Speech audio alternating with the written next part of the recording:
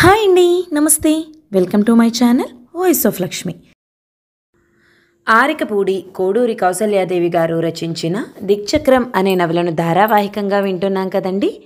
ఇక 4వ భాగాన్ని మొదలు పెడదామా? అతడు మాట్లాడిన అవమానకరమైన మాటలను భరించి 1 నిమిషం అలాగే కన్నార్పకుండా చూశాడు మాధవ్. ఒక వంక ప్యూన్ ఏమీ చేయలేక చేతులు నలుపుకుంటూ బెదురుగా చూస్తున్నాడు. అటు చీఫ్ ఇంజనీర్ ఆజ్ఞ, ఇటు జనార్దన్ రావుకు ప్రీతిపాత్రుడైన మాధవ్. మిస్టర్ కుమార్, సార్ అనే గౌరవ పదం మానేసి సంబోధించాడు మాధవ్ అతన్ని. అసలు విషయం మరిచి మనం వ్యక్తిగతమైన పోట్లాటలకు దిగవద్దు. బికారి అధికారి, అధికారి బికారి కావడానికి క్షణాలు చాలు, అది వేరే సంగతి. జనార్దన్ రావు గారు వచ్చిన తర్వాత కానీ ఆ వెల్డర్ విషయం తేలదు. అంతవరకు అతడు పనిలో ఉంటాడు అనేసి విసురుగా వెళ్ళిపోయాడు.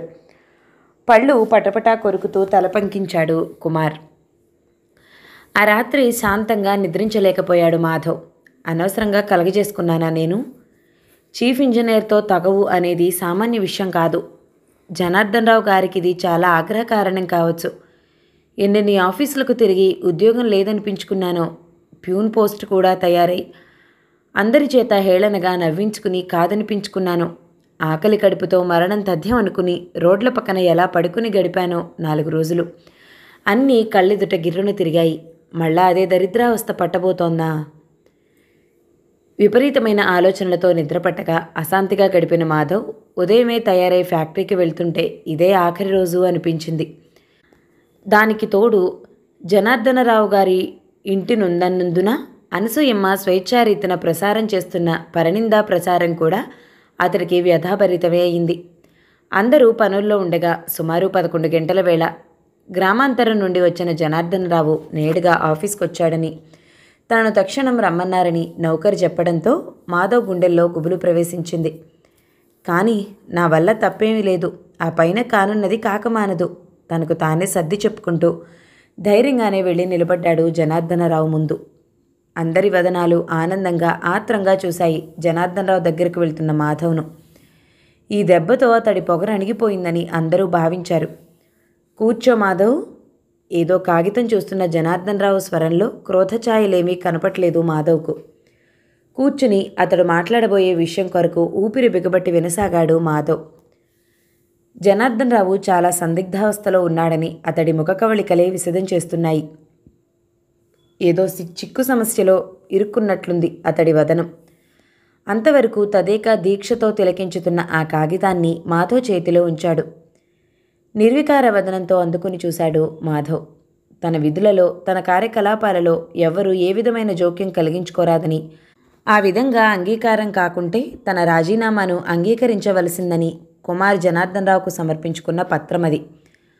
మాధవ్ అధికారులను ఎదిరించుతున్నాడని, వర్కర్స్కు మద్దతిచ్చి రెచ్చగొట్టే ఉద్దేశంలో ఉన్నాడని నేరారోపణ చేయబట్టమే కాక నిన్నటి సంఘటన చిలవలు పలవలతో వర్ణించబడింది అందులో. ఏమిటిది? జనార్దనరావు మాధవ్ని నిశితంగా చూస్తూ అడిగాడు. మాధవ్ నిశ్చలంగా, నిర్మలంగా, నిర్భయంగా చూశాడు జనార్దనరావు దశ. బాబుగారు, జరిగిందేమిటో నేను చెప్పొచ్చా? చెప్పమనే అడుగుతున్నాను. అయినా చీఫ్తో ఘర్షణ పడేటంత అవసరం నీకేం వచ్చింది? జనార్దనరావు స్వరం వాడిగా లేకున్నా మాటలు పదునుగా ఉన్నాయి. అంతటి తెలివిహీనుడను కాదు బాబుగారు. మరి? ఇందులో రాయబడినవన్నీ చాలా వరకు అతిశయోక్తులు అన్నాడు తల వంచుకుని. చిన్నబోయిన మాధవ్ ముఖం చూసి జనార్దనరావు కొంచెం బాధపడినా పైకి వ్యక్తం కానీలేదు.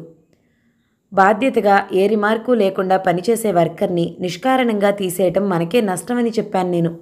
అందుకు కుమార్ గారే కోపం తెచ్చుకున్నారు. జనార్దనరావు అలాగే చూస్తున్నాడు, ఇంకా అతడు చెప్పబోయే విషయం కోసం. బాబుగారు, పనివాళ్ళు తమ పనిని సరిగ్గా చేస్తున్నారా లేదా అనేది మనకు ముఖ్యం, కానీ అతడు వంగి వంగి సలాములు చేయాలనేది ప్రధానం కాదు. వెల్డింగ్లో నిమగ్నమైపోయున్న ఆ వెల్డర్ ఆఫీసర్ రాకను గమనించే అవకాశం లేదు. అది నిర్లక్ష్యంగా భావించి మనం అతడిని క్షమాపణలు కోరటం, తీసివేయటం జరిగితే అది అధికారుల అహంకారంగా భావించి పనివారు స్ట్రైక్లు వగైరా మొదలు పెడతారు. పని ఆగిపోతుంది. పోలీస్ బందోబస్తులు వగైరా మనకు చాలా ఖర్చు అవుతుంది. ప్రొడక్షన్ ఆగిపోతే అది మనకెంత దెబ్బో చూడండి.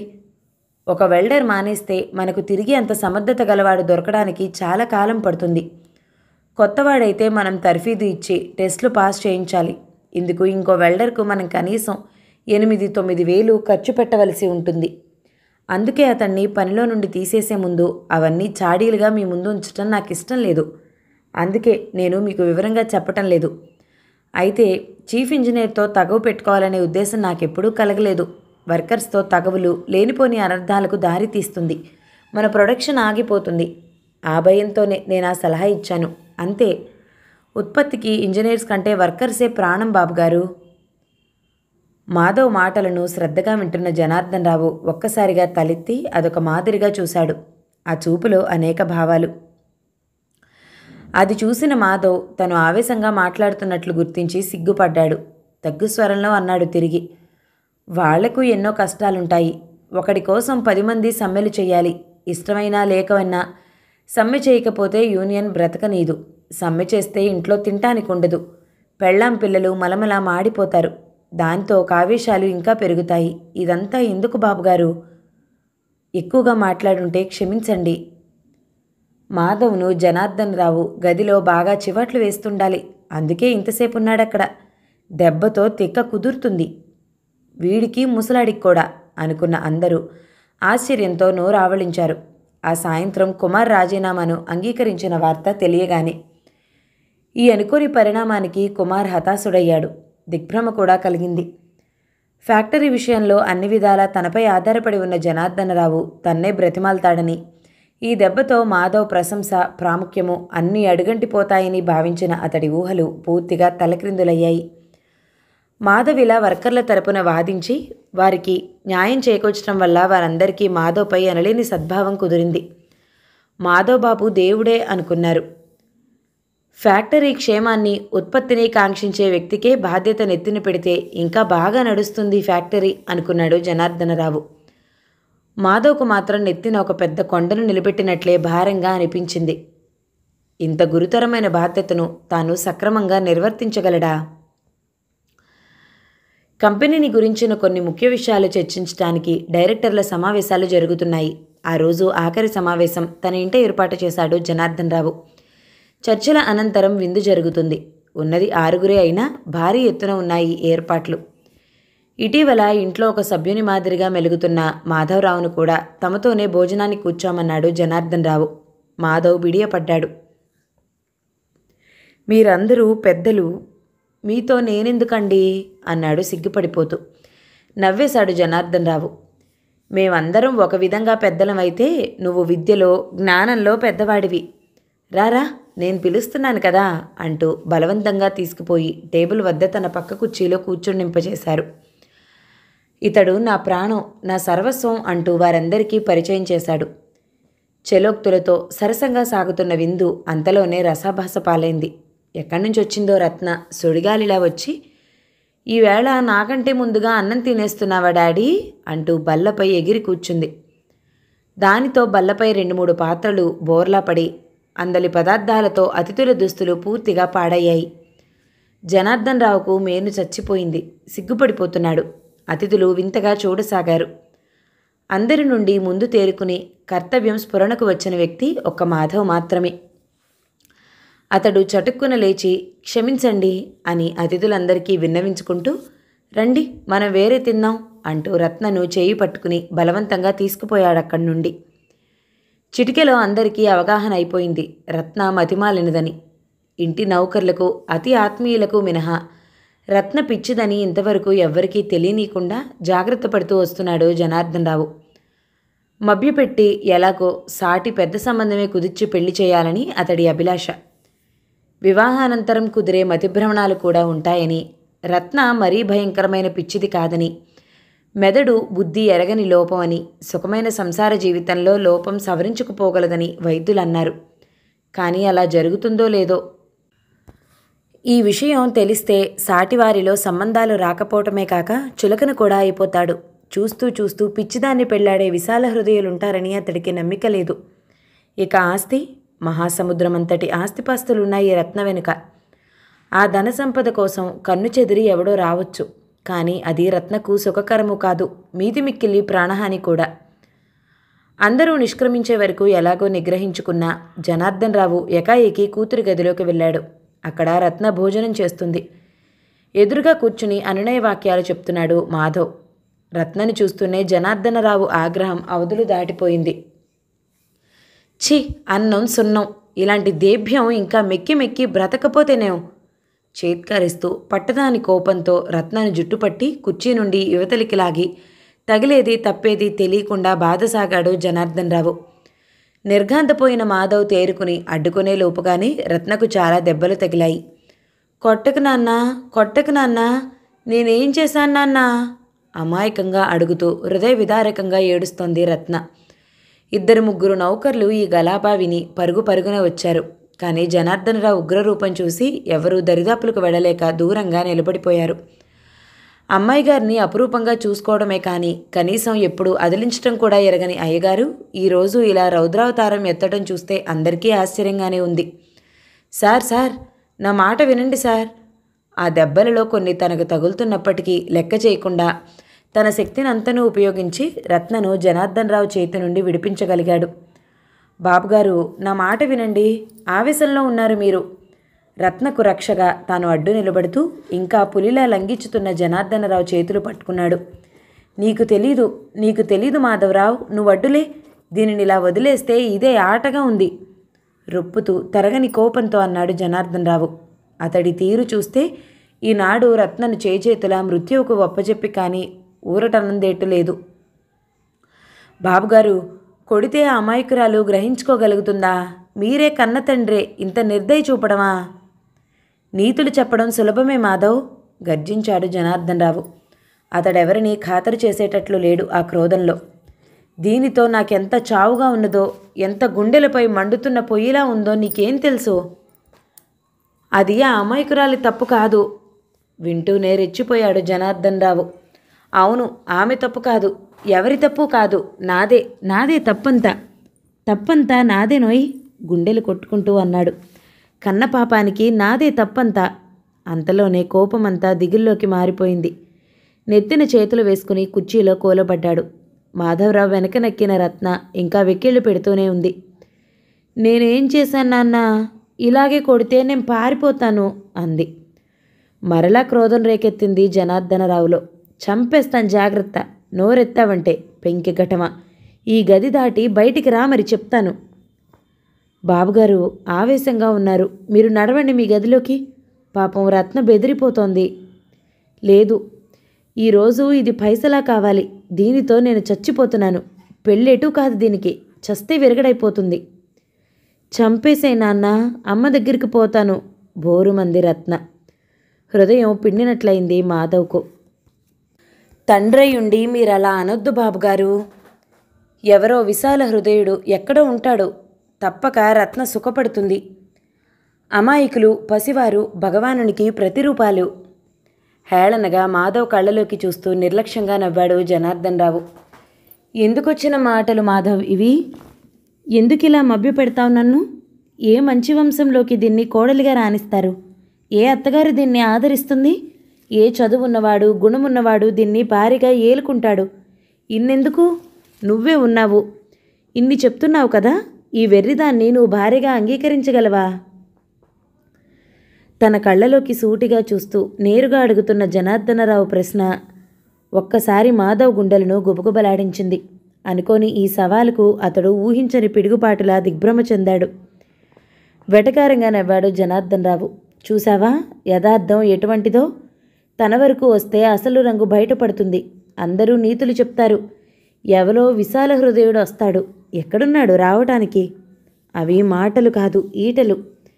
జనార్దన్ రావు ఇంకా వెళ్ళబోసుకుంటూనే ఉన్నాడు తన తీరని బాధను. చూడు, కన్న తండ్రిని, నా రక్తంలో రక్తం, నా ప్రాణం. నాకే ఇంత పట్టరాని కోపం వచ్చిందే. ఇక పరాయివాడు గుండెల్లో పెట్టుకు దాచుకుంటాడా దీన్ని? నరికి పారేయడు? అంతకంటే నేనే ఇంత విషమిచ్చేస్తే? అంత కోపంలోనూ జలజలా రాలాయి అశ్రువులు. ఆపండి సార్, ఆపండి. ఇక వినలేనట్లుగా ఆక్రందన చేశాడు మాధవ్. ఎదలో 1000 సముద్రాల ఘోష అలజడి చేస్తూ ఉండగా. నేను చేసుకుంటాను సార్ రత్నను. మీ కింద పనిచేసేవాడినని బీదవాడినని మీకు అభ్యంతరం లేకపోతే అన్నాడు జనార్దన్ రావునే చూస్తూ. అంతకు ముందన్నడూ చూడని అద్భుత వస్తువును దేనినో పరికించుతున్నట్లుగా మాటలు చేష్టలు దక్కి గుడ్లప్పగించి చూస్తూ నిలబడిపోయాడు జనార్దన్ రావు. తండ్రి కోపం చూసి బెదిరిపోయిన రత్న తల్లి చేతిని బిడ్డ పట్టుకున్నట్లుగా మాధవ్ చేతిని ఒక చేతితో గట్టిగా పట్టుకుని మరో చేతిని అతని భుజంపై వేసి అతనికి హత్తుకుపోయి నిలబడింది. ఆమె వెచ్చని కన్నీరు అతడి షర్టును తడిపేస్తోంది. మాధవ్ గుండె ద్రవించిపోయింది. అసహాయ స్థితిలో తననే ఆసరాగా తననే దిక్కుగా భావించిన ఆ మైకురాలి చేతిని తోసివేయటానికి అతడి జాలి మనసు అంగీకరించలేదు. జనార్దనరావు చిత్రించి చూపుతున్న భయంకర భవిష్యత్తులోనికి రత్నను నిర్దయగా వదిలివేయటం కూడా అతడి ఉన్నత మానవత్వము సంస్కార వ్యక్తిత్వము ఎంతమాత్రమూ చేయలేని పని.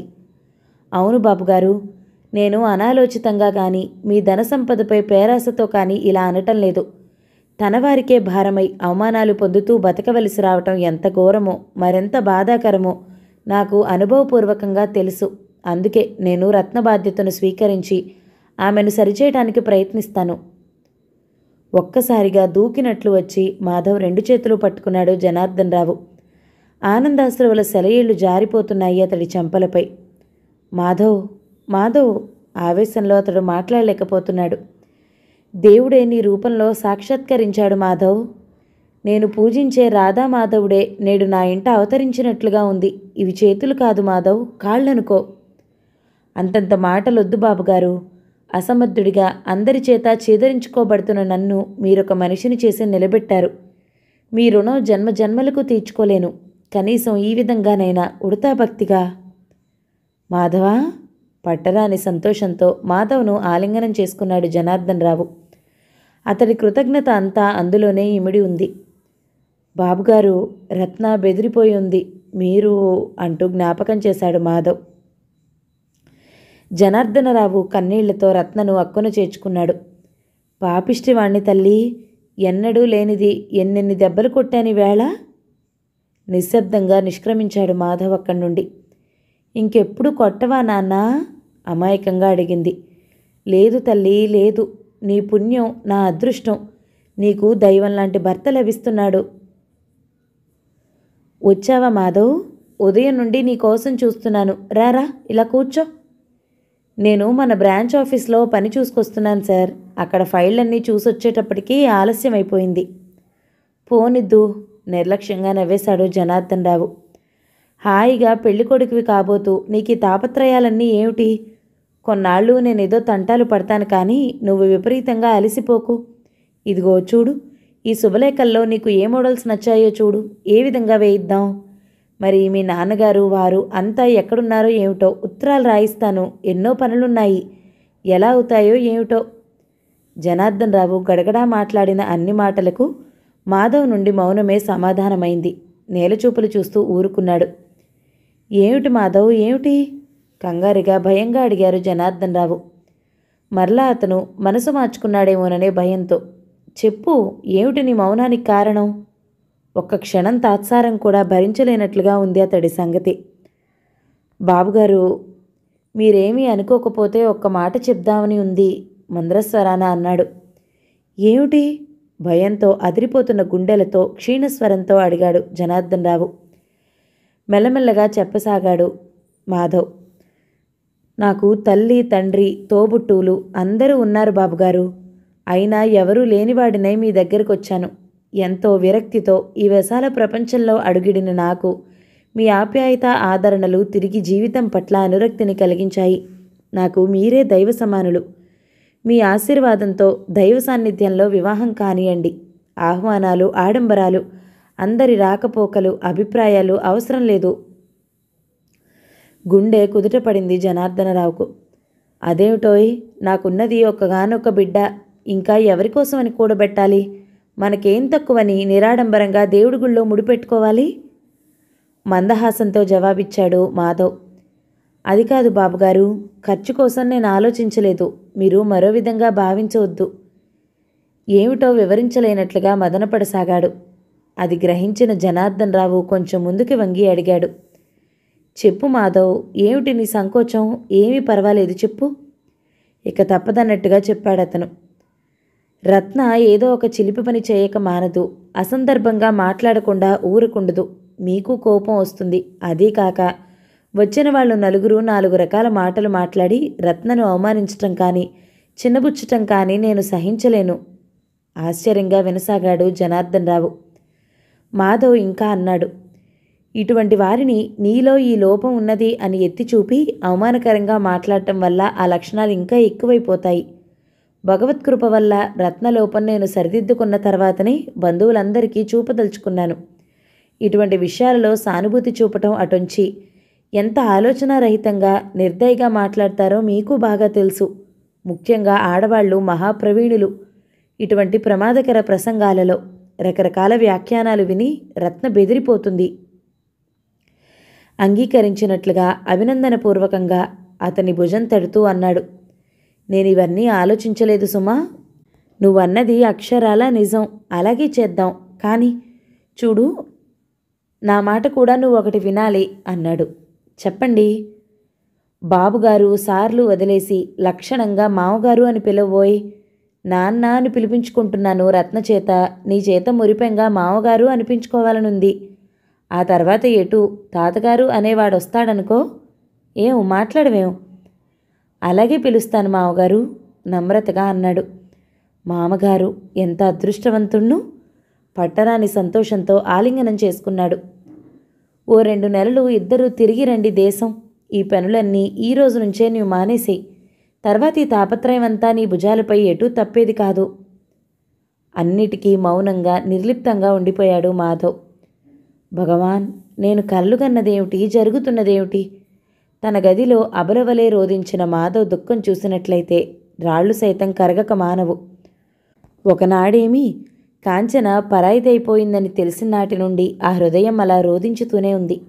నిత్యం మనసును మండించే ఈ బాధకు తోడుగా ఇప్పుడు తాను కూడా ఒక ప్రత్యేకమైన పరిధిలో కొన్ని హద్దులలో బిగించుకుపోతున్నాడు.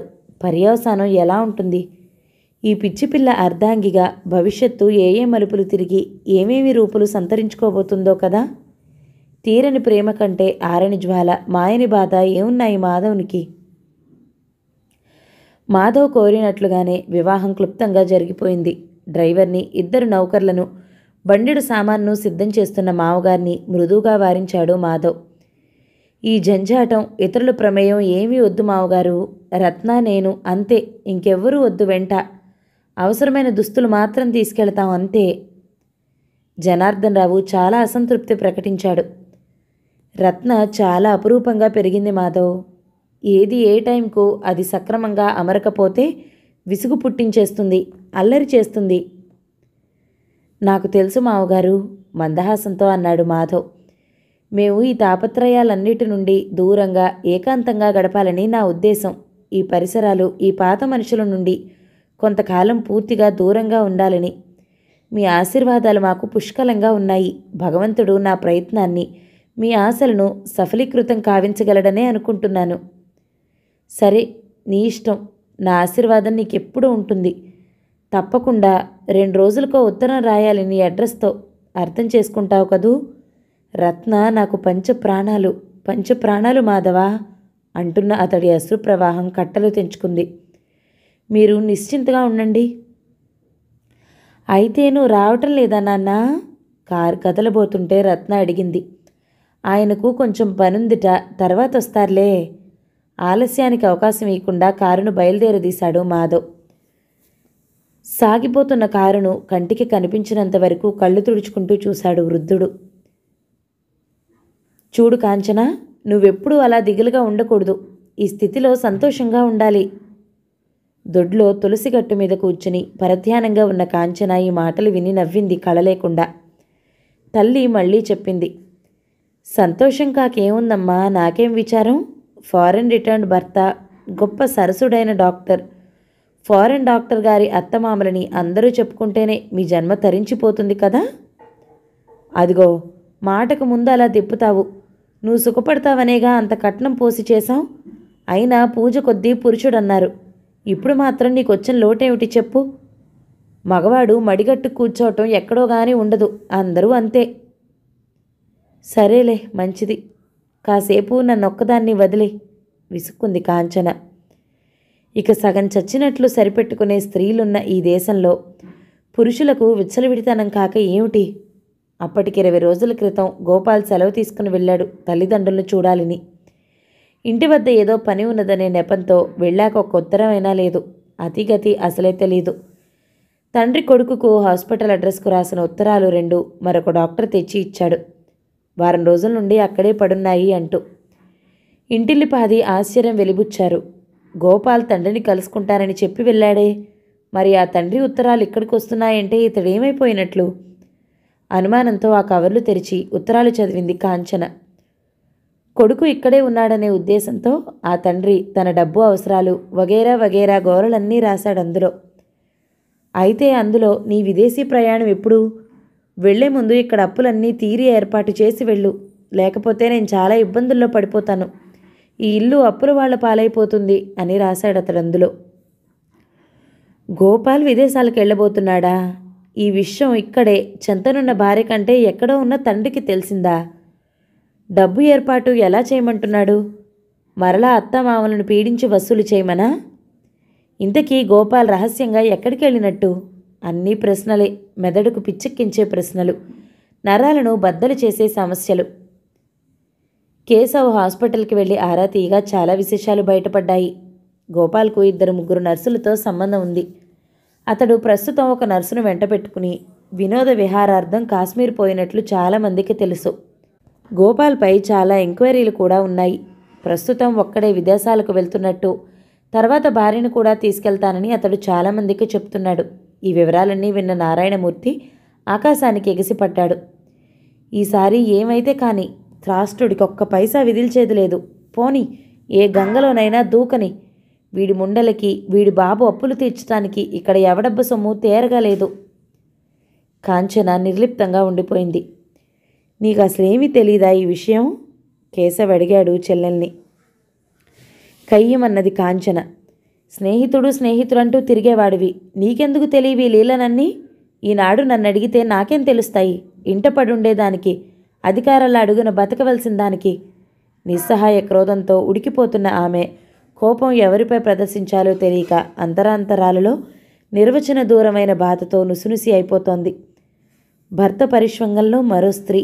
ఊహించుకున్న కొలది మానసిక వేద విస్తృతమై నాకు చావైనా ఎందుకు రాదు అని విలపించుతున్నది ఆ అబల హృదయం. మృత్యువును కోరుకుంటున్న ఈ నిర్భాగ్య జీవితానికి సంతానం కూడా ఎందుకు?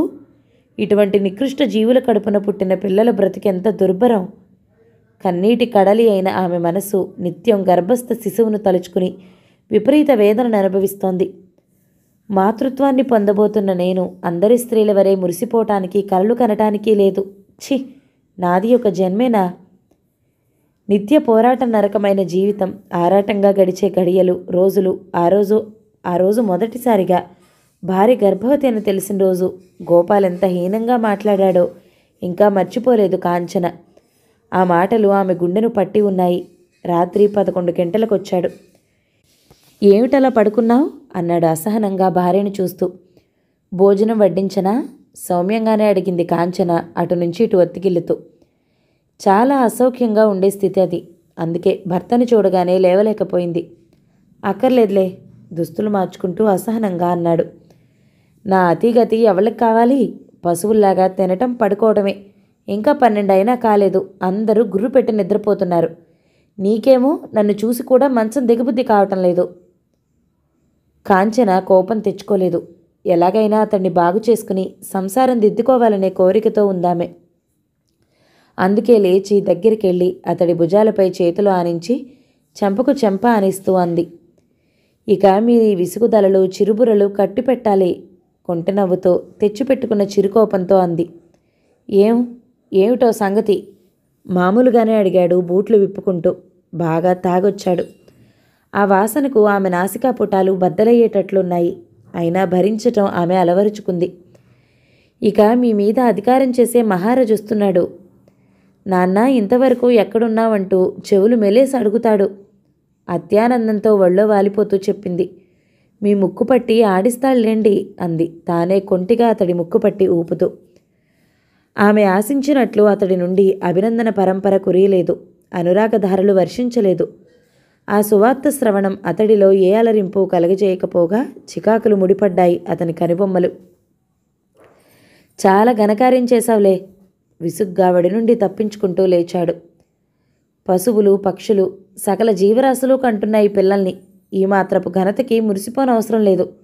కొన్నాళ్ల పాటు నీకు నీరసాలు, మందులు, ఆ తర్వాత కేర్లు భరించలేక చావాలన్నమాట నేను. బాగుంది, చాలా బాగుంది. కానీ 4 మెతుకులు పాడే అర్ధరాత్రి దాటుతోంది. 4వ భాగం సమాప్తం. మిగతా నవలని తర్వాతి భాగంలో విందామండి. నవల కనుక మీకు నచ్చినట్లయితే లైక్ చేయండి, షేర్ చేయండి, మంచి కామెంట్ చేయండి. మన ఛానల్ని తప్పకుండా సబ్స్క్రైబ్ చేయండి. Thank you so much for watching. నమస్తే.